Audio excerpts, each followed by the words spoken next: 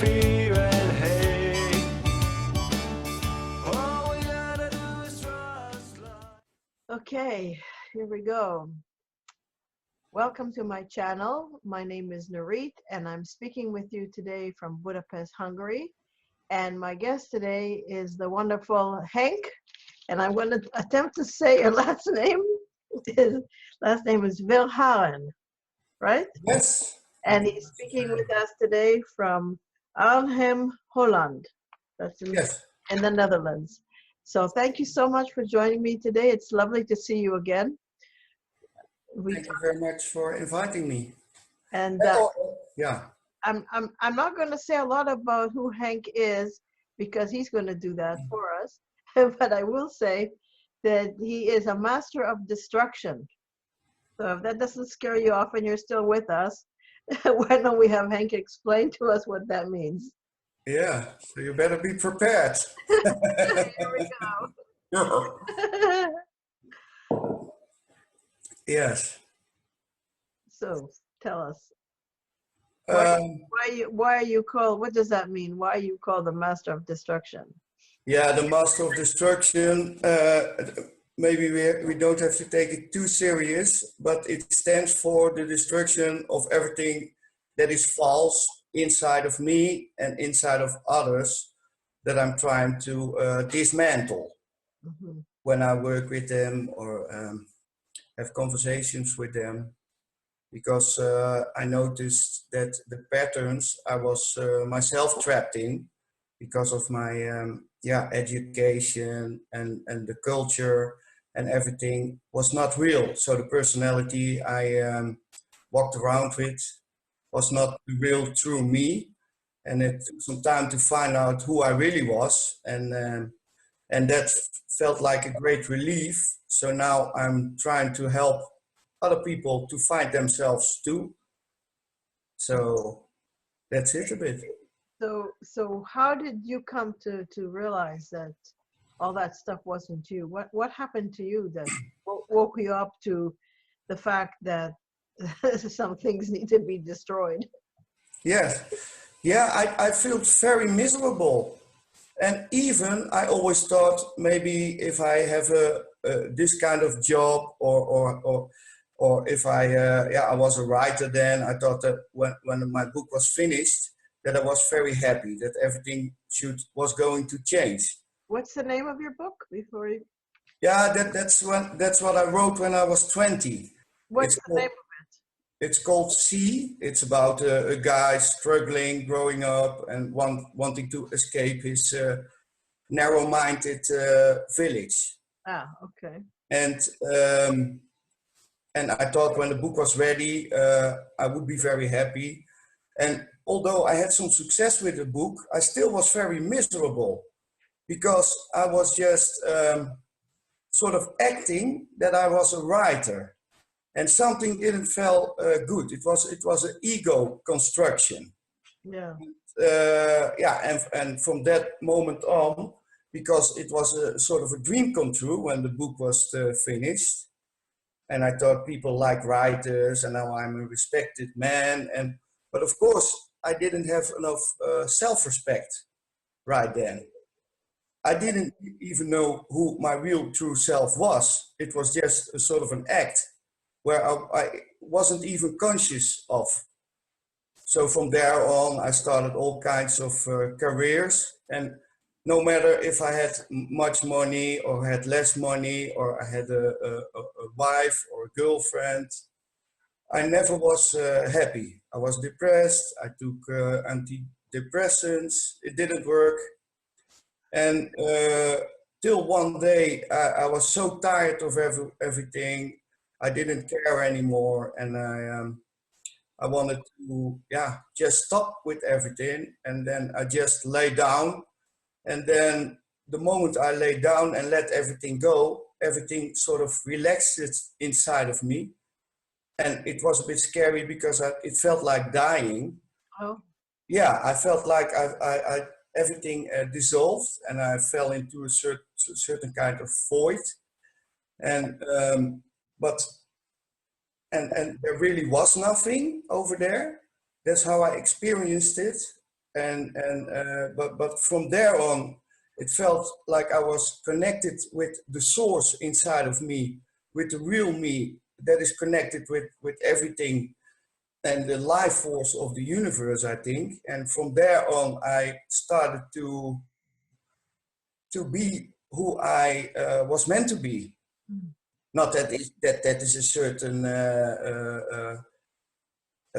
set of rules who I am meant to be, because I just try to am real, and it's not even a trying.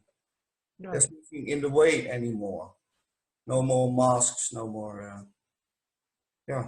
Yeah, that's wonderful. It seems to be the case now where every now and then I hear about people who go through something similar. All of a sudden they're hit with emotions and depression and internal suffering. Yes. It's like the universe is trying to wake people up. Yes. And here and there, it's happening to people in spite of themselves. It's not like they necessarily, like in the 70s or the 80s, there was a teacher that came out, if people were impressed, well, that's still happening. But now, Yeah. more and more. Your story, yeah. You followed many teachers, eh? Yeah, but now it seems more and more that it's just people who aren't necessarily aware of the fact that they're seeking something like that, like you just described, happens to them. Yeah. And at the same time, when I'm listening to you talk about you were so full of ego or the self-image that you had, you couldn't have seen that if something within you wasn't awake. Ego doesn't see itself, you know what I mean? So Yeah. it's very clear that the consciousness was already starting to rise within you, and the universe was pushing you to where you are today. Would you agree with that? Yeah, that definitely were some phases. Also, there was a period in my life when I lost everything, and then my worst fear came true. But when the fear came true, I saw the fear was more illusion than reality, and I sort of lost that fear, and within that became a lot of freedom. But I wasn't quite aware of what was happening then, so I built another identity around myself where I was trapped in again. But then suddenly, yeah, I start to notice the difference between what people expect of me, or what I think I need to be, or what is really inside of me. Mm-hmm. Mm-hmm. So that's a bit the whole journey. It was a whole phases towards that. Yeah. That's true. Yeah. So what are some of the things that you did to help yourself dismantle and to get some relief as a result of that? Yeah.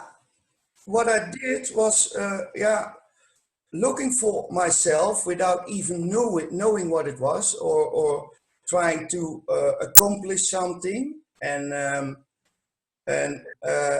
on the road to accomplishing something, I felt good because I had to chase something, but it was always outside of myself. So and that is always just not the real. It's a surrogate, or how do you call that? It's not real love. You think you need something to reach, to find happiness, to find rest, to find security. But when I found that, nothing inside of me changed. Ah, And only when I was looking inside of myself, that is where all the happiness is, and the peace of mind, and yeah. yeah. But I didn't even know how to. So I was very disconnected from my feelings, from because I didn't show it when I was afraid of something. I didn't show it when I was sad. I only was playing some role, Mhm. but not being really aware of that. So So what was the shift? What happened that changed that for you? yeah, the total surrender, and really depressed thoughts about I didn't want to live on like that anymore, and I wanted to die, and but also I was afraid to die, and then I was so tired of trying, and that I thought, yeah, I don't care anymore. Just and it was as if I gave myself towards. I laid my fate in the hands of some greater force, and that felt like I was sort of lifted up, and life began to carry me from that moment on. Wow. So yeah, it was some sort of inside drive, and still the mind can sometimes try to think of something to say that this is not good, you have to go that way, and then the fear starts to come again if I listen to that. But I know now the difference between it.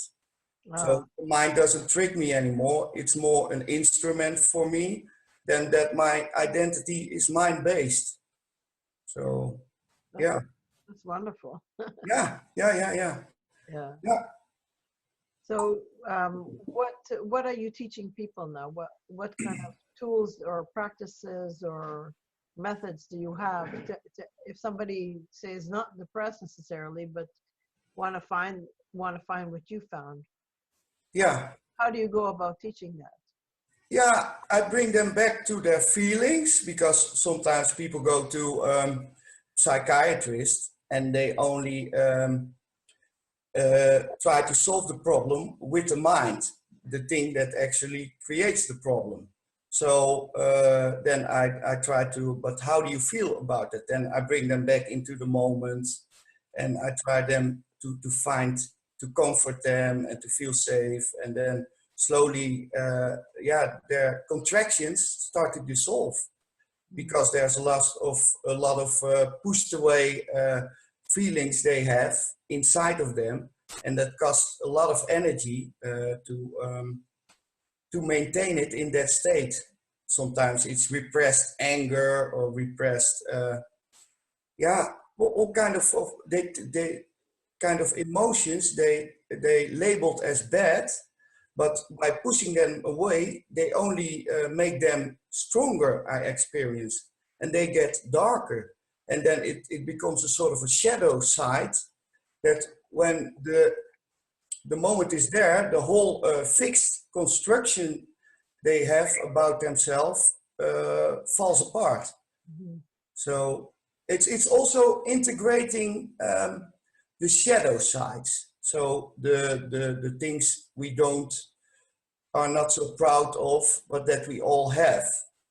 Some kinds of feelings like lust or yeah, fear or anger, or and try to work with that, and try to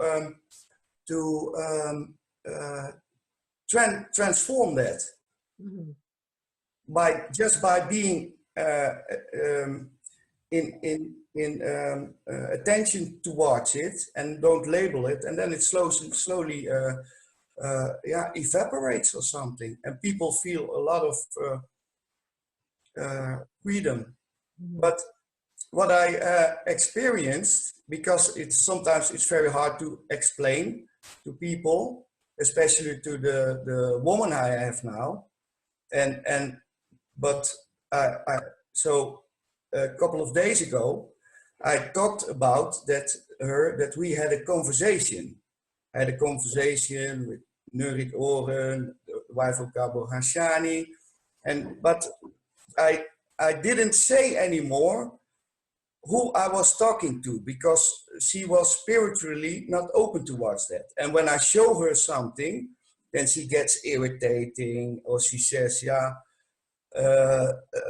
she doesn't like the voice. So I showed her your interview on Conscious TV and she was watching it.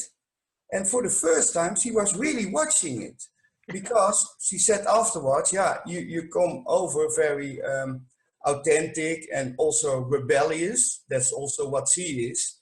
And your life story was very believable for her. It was also very realistic. So I was watching her watching it, and I felt very happy, because I see also the patterns she is in, and that constrict her. So, and then I saw her really opening up, because before she watched it, we had a bit of an argument, and after that interview is the meditation with Gabor. He doesn't call it a meditation, and that's exactly what my girlfriend Annette needed to hear, because she hates meditation. I always hated it too. Yeah. And she was listening to it, and I was thinking, what is this? What is happening? And Gabor was guiding her towards her feelings, and suddenly I saw such an enormous change, and since then she's it really worked very hard, very good. So I have to thank you and Gabor for that. Oh, that's wonderful to hear that. Yeah, and I could never explain her it. Yeah. So yeah. Just for the audience, so they know what we're talking about. Yeah. What was the last story that she saw? You said the last story really did it for her. What was that about? I don't remember. It's the interview with David McIan on Conscious. Ian McNay, but Ian McNay. The last story that I told in it. Yeah, that you were you followed some also what people call the gurus. Oh yes. And they never they always predicted what you had to find towards the future. Right. And only until you find Gabor, then he brought you home and he said, "This is it." And right. Yeah. This is it. That was very good. Yeah. And my girlfriend Annette, she says, "Yeah, I have no time to stick with my feelings because I have to do this and that and this." And but then for the first time, she realized that when she goes inside, it was a fearful experience for her also, because then you're really in the moment with yourself, and many people can't handle that. Right. So it was really sort of a rebirth situation. Oh, that is fantastic. Yeah, it's magical how things work sometimes. Yeah, it's wonderful that you mentioned that she was worried because she has so many things to do, and when is she going to do it? And a lot of meditators have that problem. You know, they think that they have to sit for an hour in the morning, an hour in the evening, or whatever, and they don't know. In this day and age, who's got the time to do that? Exactly.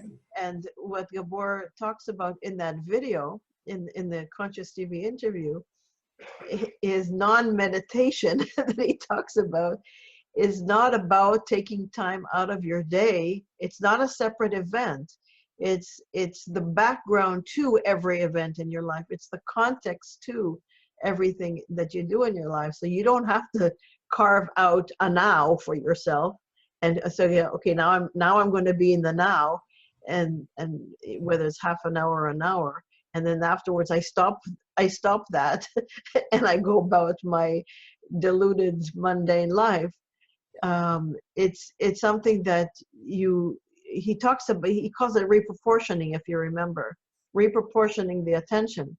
Yes, reproportioning the attention. Yeah, a lot inside, but also something outside. That's right. And he's often called it open eyes meditation. That's the only time he uses the word meditation. And that's when you go inside, but your eyes are open and you're very much aware of the outside, anything that's happening on the outside, but there's a part of you that remains inside. So you're not allowing your attention to follow the thought stream to the point of completely leaving. Yes. Home. You're not leaving home. Yes. Exactly. Yeah. Yeah. So he helps you find home, he helps you stay home, and he helps you function in the world and integrate everything from that place. We call it home, or an elevated platform of living, and from that place, you live your life. So there is no separate event, No. called meditation. So I'm so glad she liked it. That's really wonderful. Yeah, yeah, and I tried for many times. I tried to show her teachers or stuff. I also have tried to show something of you and Gabor before, but then she wasn't ready, and she already forget that I was trying to show it to her. But sometimes there is just the moment that people are ready, Yeah. and then they finally can get a piece of rest, and then it can happen, the shift, and it's such a relief. It's such a homecoming. But what the problem is that people are afraid to love themselves because there's a lot of guilt and shame built upon that. And so now she thinks sometimes, yeah, but I don't deserve it, and I think that things are going wrong now, and everything is going perfect on every level. So I try to tell her, yeah, it's your mind that creates problems. Go to your feeling, just relax, and that. Yeah. So, but before you know it, she can create another identity and disconnect from the feelings of the heart, of the self. But it's difficult to teach people to love themselves and to embrace, the inner child or the things they think they are not allowed. She's also a mother, and many mothers they just sacrifice themselves towards their children, towards their husband, and in fact, nobody really appreciates it anymore because they take it for granted. Yeah. They're so used to that, and if they don't care for someone else, they have to look towards themselves, but they don't know how to take care for themselves anymore. So yeah, and I think it's a process to help them back towards that. But the thing is that in their life, that's sometimes people I work with, that things are changing. So they realize that they can't do the job anymore that they did so long and where they were very unhappy, or in the relationship that there is no connection. Also because of they never showed themselves, they only showed themselves in the way they thought the partner wanted to see them. So that makes a lot of shifts, and it creates, then the work begins, when the person finds himself or herself, then you have to start to integrate it inside the world. Yeah. Yeah. Yeah, she's lucky to have you. That's wonderful, because it's very good to have someone in your life that can recognize that your interpretation of what's happening is the mind trying to stop it. The mind's afraid, and things do change. When I met Gabor, when I had my shift, I lost my job. I lost pretty much every one of my friends, you know. Yeah. And so it happens, and it can be scary. But if you have someone who helps you identify what's really happening, Yes. you know. Yeah, that's wonderful. And it goes so fast in a relationship also, because you can mirror each other. And of course, for me, it's not much to mirror because I don't have any bad points anymore. No, just kidding. You're you're pretending to be one of those Indian gurus that have achieved perfection. Yeah. But I don't get away with it. Yeah. With her. No. I no longer fart. I know. I no longer. I'm always forgiving. I'm compassionate. You know, all those. Yeah. Those misconception about what enlightenment should look like. Yes. Yeah, and they can make a lot of abuse of their pupils because they want to serve them, and they don't bring them back towards themselves. They're so-called students, and that's really sad thing. But maybe it's just what they need in that moment also. So I never say this is a bad guru, or you shouldn't go to watch that one, or Yeah. yeah. Yeah, it depends. In my experience, I can't speak for anyone else, but in my experience, it was helpful in my being with the other gurus, the not so true gurus. It was helpful in the sense that I had to deplete my spiritual drive, because you can't attain it if you're going this way with a spiritual ego. It's not going to happen. It's more of what you described, of the surrender to whatever it is that you're going through. So my spiritual ego was so strong, and such a drive I had, that I needed to deplete that through going through all these other teachings. That's Yeah. that's the one side of it. On the flip side of that, because I've been for so long with other teachers, I've accumulated a lot of false concepts. And a lot of teachings out there today are mind-based, and they have Yeah. spiritual concept of that you have to modify your behavior. You have to deserve it. This is what your friend is going through. You have to deserve it. You don't feel worthy. You can Yeah. only achieve it in the future if you do that, if you become like that. Yeah. A lot of those things become ingrained in seekers, and after a while, it's hard. Plus, the mind learns whatever you learn, uh, and so it creates spiritual templates, and you start to believe them. Yes. They are the hardest to work with. That is the people with the spiritual ego. Exactly. Yeah. Exactly. Yeah. Yeah. So I'm saying for myself, since I met Gabor, I've had a lot to work on. Yeah. Work, but it's a lot Yeah. of help I needed in seeing that too is the mind. Yes, that too is the mind. That concept is also the mind. That is also the mind. Because really, Yeah. everything has to go. That didn't feel so good, eh? Well, Fell away. that's why I like your titles, the master of Oh this. yeah. Yeah. Yeah. Yeah. Yeah. Yeah. Yeah. Gabor in Hungary is called master of silence, but I think sometimes he's also the master of destruction. Yeah. Yeah. Yeah. Yeah. Certainly. Yeah.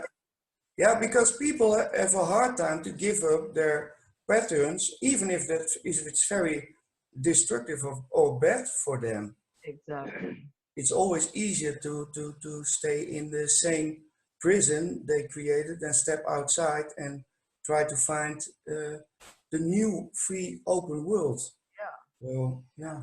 We want to find freedom, but we don't want to give up our comfort zone. It somehow Yeah. doesn't work. If they really see freedom, they run really fast back into their prison or into their cave, because it's so much and so much options and so much possibilities. So Yeah, exactly. yeah, yeah, yeah, yeah. So Henk, you wrote another book, right? Yeah, yeah. I wrote several books. Can you show us or tell us what they're called? Yeah, the last one is called Global Awakening, the Master of Destruction.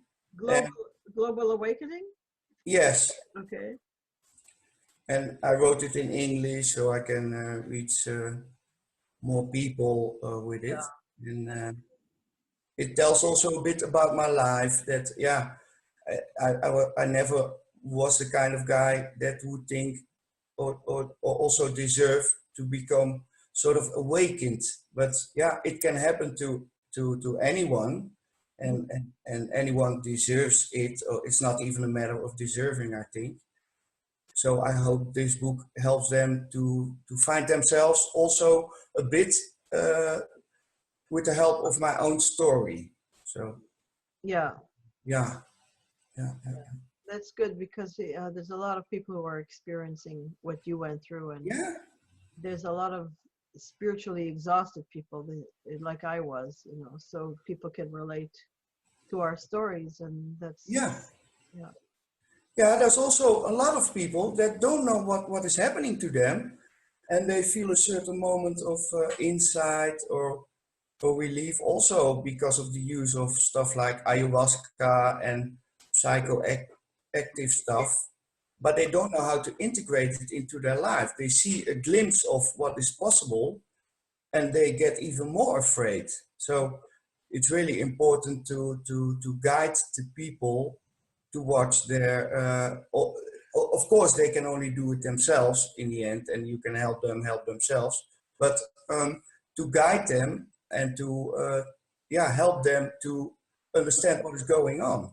Because I think people can go crazy or think that they go crazy in certain phases of the awakening. Right. Yeah, and the whole culture, the whole is not.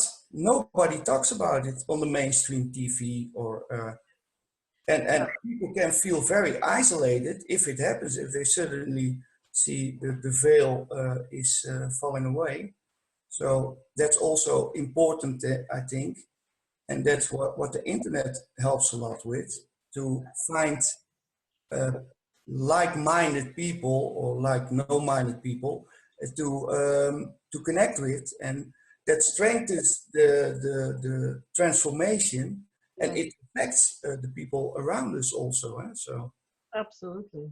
yeah, yes. It's very important because, like, you're right. Gabor often says that not only does the world not support this, there's violent opposition to it Yes. in many cases, and Yeah.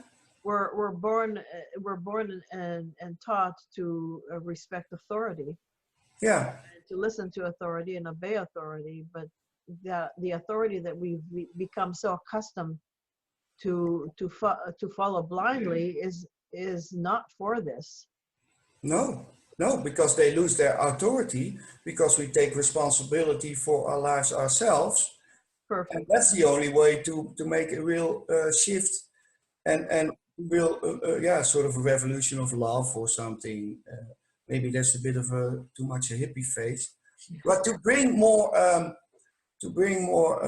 life back into the world, Yeah. and the realization that life is really a great thing, and we don't destroy it. So we don't the way it is now is not perfect. It is okay, but it always can go better. Yeah. I think so, and I think that's also what I wrote in the book, that it is the next phase in human evolution, I think.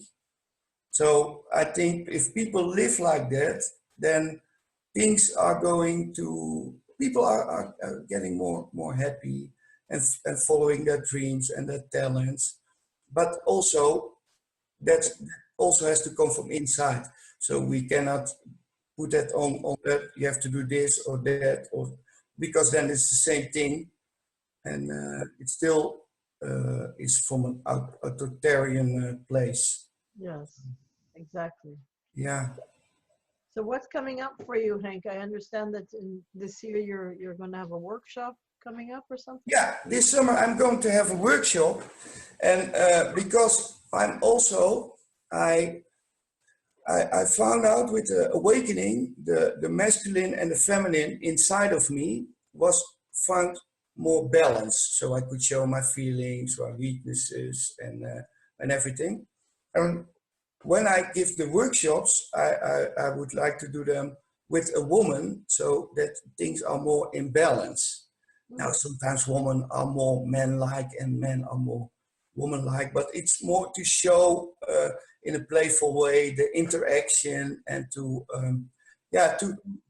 create more union between the people, to create more understanding, and and also in that way break the walls, the illusion that it's always the fault of the man or the fault of the woman. So in fact, and I think if a woman finds the balance between the masculine and the feminine inside their self, and the man also, then it's really not in a relationship the case of dependency, but more of overflowing, and from the wholeness, a more respectful relationship. Uh-huh. Yeah, And I think maybe if that's possible to integrate that in society, then It's wonderful. Yeah. yeah. So what country is the workshop going to be in? Yeah, I tried to be because I had some invitations also in other countries. The first one is in Belgium this summer. And And is all the information on your website? yeah, but the date is not ready planned, but there is some information also on the website.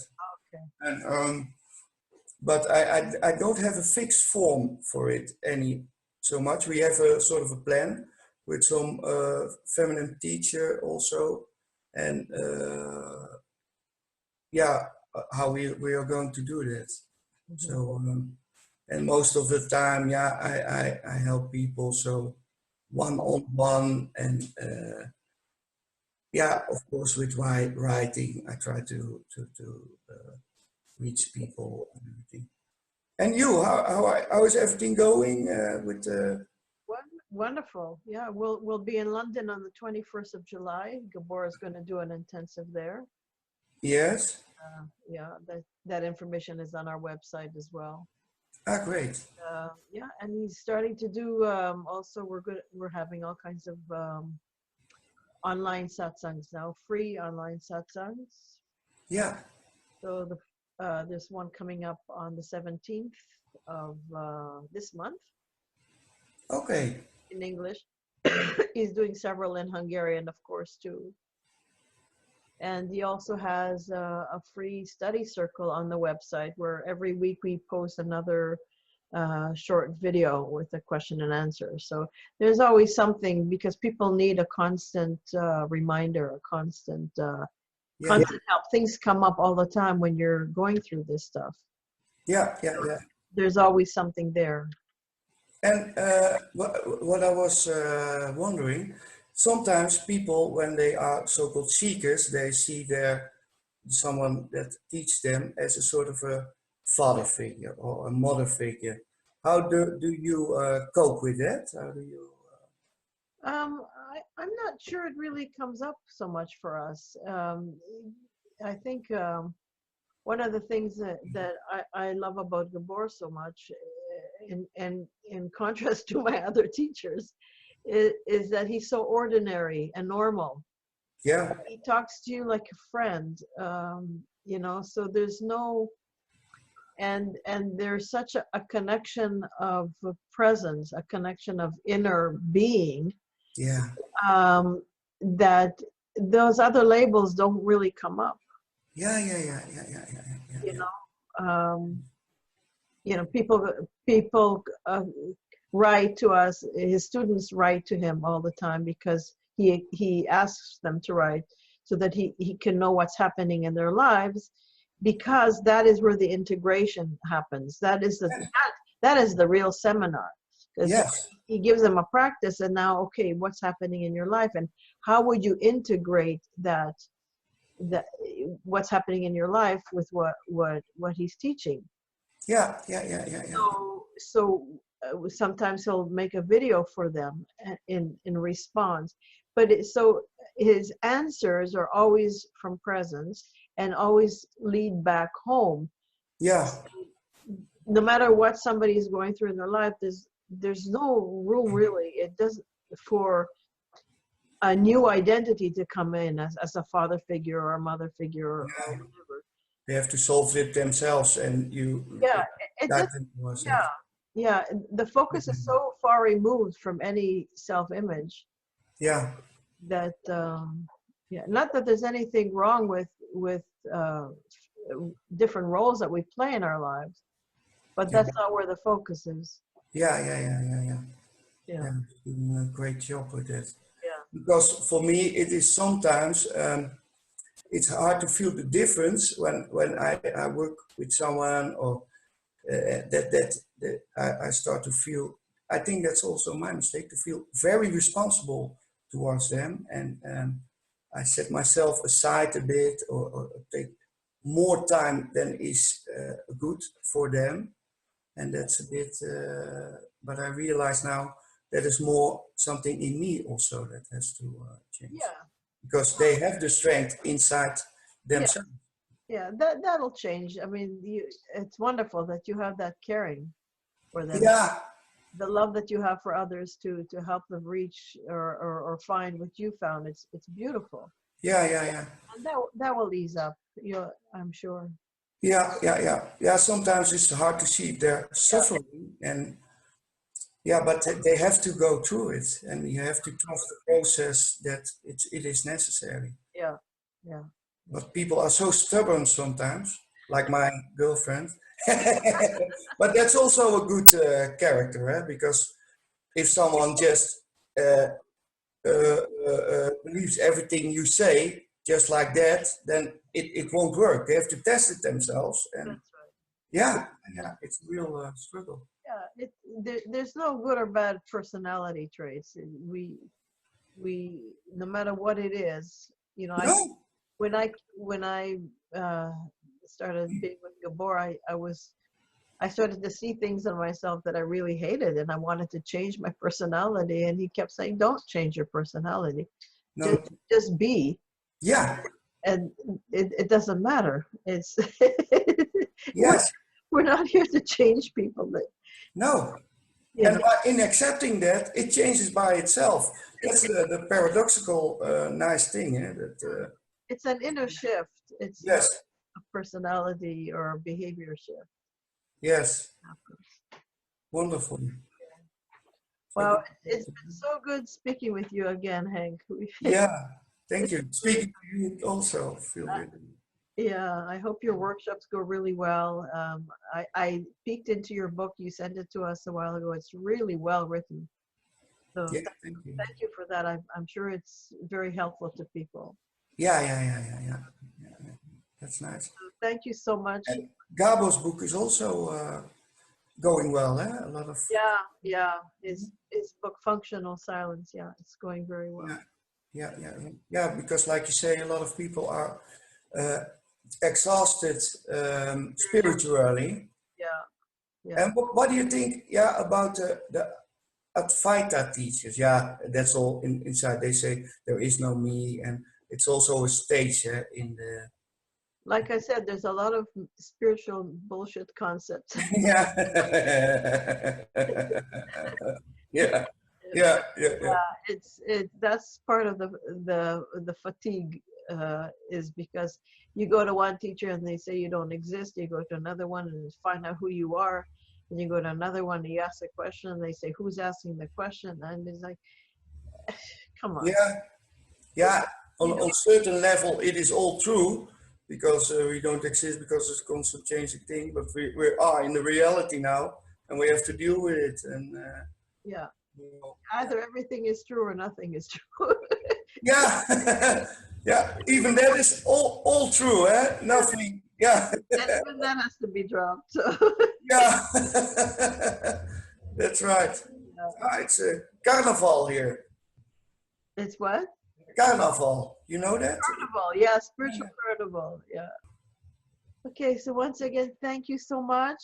And to the viewers, I hope you enjoyed what you heard today on this today. You'll hear it when you hear it, when you see this video. And God bless. Yeah. God bless. And And if you like this video, share it with your friends. Post it where you want to post it, and all the best. Have some faith.